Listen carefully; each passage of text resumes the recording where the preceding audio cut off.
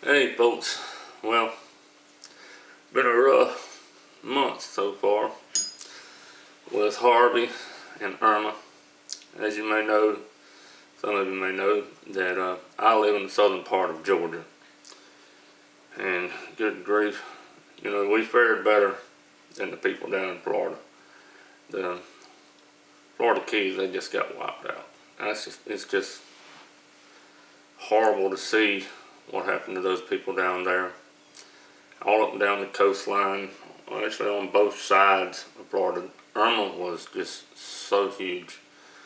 Harvey just took away everything that some of the people had, just took their lives away from them. There's some things that they worked for all their lives. Both Harvey and Irma took away people's things, and it's really sad to see something like that. Well, like I say, we fared better than others.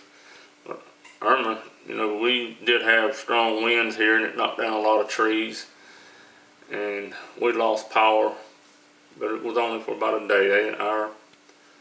Our people, they really got on the lines and got people's electricity back to them.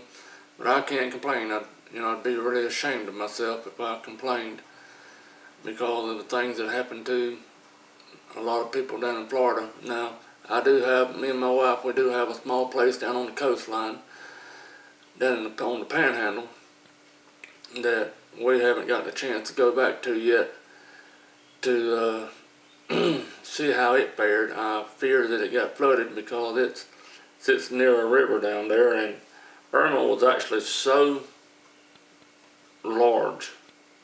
It's largest, if I'm not mistaken. I do believe that they said it's the largest hurricane to ever hit the U.S. It was so large that before it ever even got to the Panhandle, it had sucked water that flowed from South Georgia through the North Florida, and it ran into the ocean.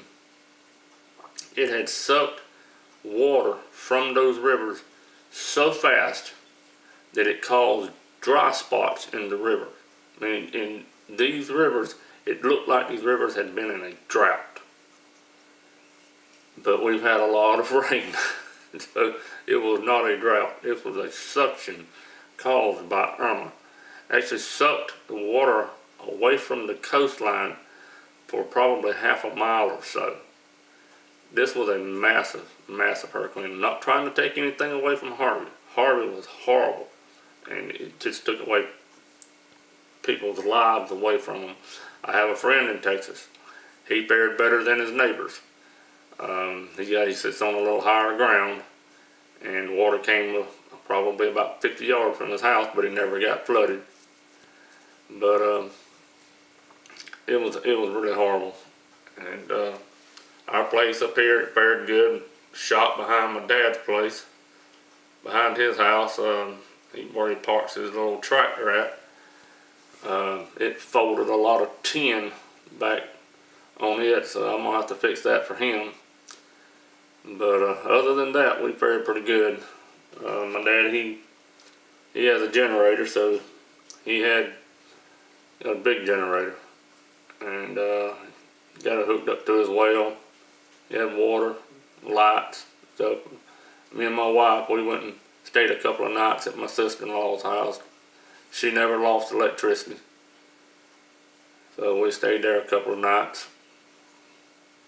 But it was on the road where I live, there was a big tree that fell on a power line and broke 2 telephone poles completely off.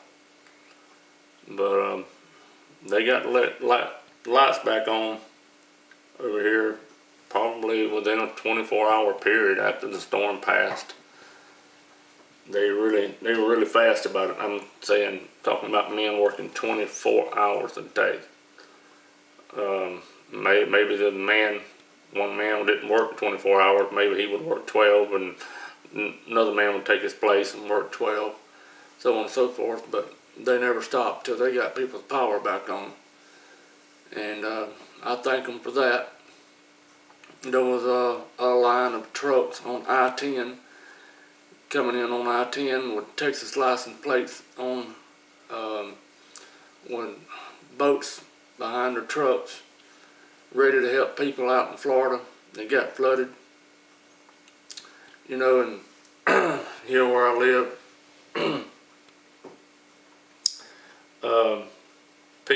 the hotels in my town, every one of them's packed full. People coming up from Florida. Parking lots full of RVs.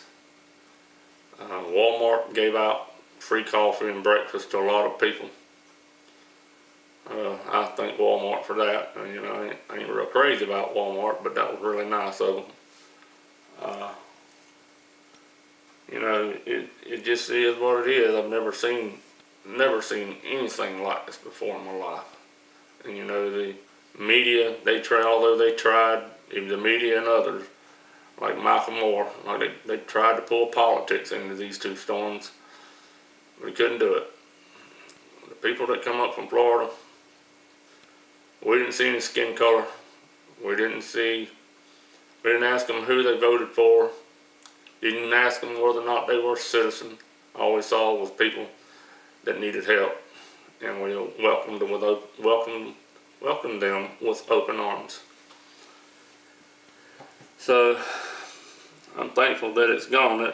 That thing was so big and gracious. It went through Cuba, the Florida Keys, all the way up the west coast line of Florida, hit the Panhandle, went through Georgia, and caused damage in Alabama and South Carolina. And they measured wind speeds in Atlanta airport at 64 miles per hour, gust up to 64 miles per hour. That is insane what type of hurricane it was. It was huge.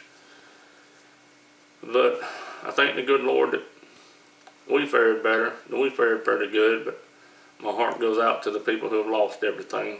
And keep them in your prayers. Keep those people in your prayers, because they need it. But, and you know, get back to politics again. Our Miss America pageant.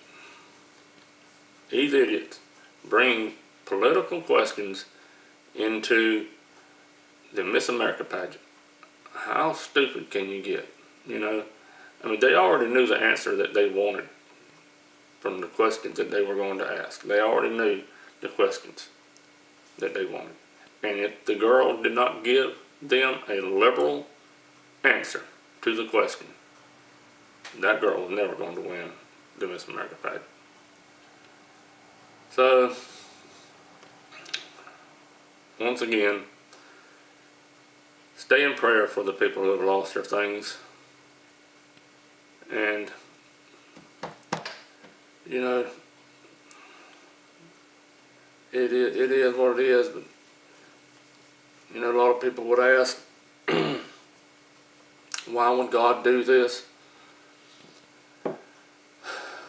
I don't believe God does these type of things. I believe he allows Satan to do these type of things from time to time. But he only lets Satan run, do damage where he allows him to do it. Not saying that the people whose houses were destroyed and lost everything, not saying that these were bad people. I'm just saying I think that the good Lord allows it. I mean, a lot of people don't realize the type of power that Satan has. He has power next unto God. I mean, he has the power enough to where he could wipe out the world if God allowed it. And that's my view on it. But anyhow, once again, stay in prayer for these people. And you know, like I've said before in some of my videos, you know, it takes a disaster. It's sad that it takes a disaster to bring people back together. But even now, there's still people still wanting to divide us. Even in time of disaster, these two storms hit so close together in time. and caused major destruction on the Midwest and the Southeast. And the people down here, we come together. Didn't matter if you were Republican, Democrat, Socialist, didn't make a shit what you were. You helped your neighbor. And but other parts of the country just still don't want to see that. They don't. It won't bring them together unless it happens to them, and that's sad. That is truly sad that they can't get away from their own feelings long enough to have feelings for the people who have lost everything that they have. So, once again, keep the people in your prayers, and I'll make another video. Like I say, as soon as I get this thing here turned up, I'll make another video concerning it. But I just want to touch on these two hurricanes and what the destruction that they have caused, and the Miss America pageant, just to show how they bring politics into just everything. Hate. It's just hate, hate, hate. I see so much hate. And the Bible even speaks about it these times, people. The Bible speaks about them. Brothers fighting against brothers. So, take care, and I'll talk to you in my next video. Goodbye.